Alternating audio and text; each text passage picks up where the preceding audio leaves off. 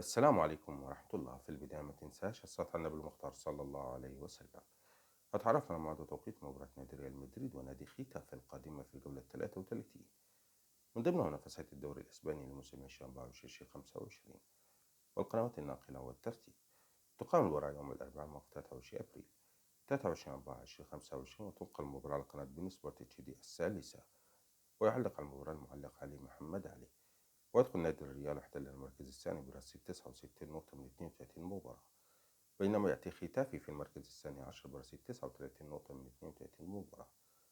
وتنطلق صافرة البداية في تمام الساعة 8:30 بتوقيت الجزائر وتونس والمغرب، و9:30 بتوقيت مصر والسودان وليبيا وفلسطين، وفي تمام الساعة 10:30 بتوقيت العراق والسعودية والكويت والبحرين وقطر والأردن وسوريا ولبنان، وفي تمام الساعة 11:30 بتوقيت الإمارات وعمان.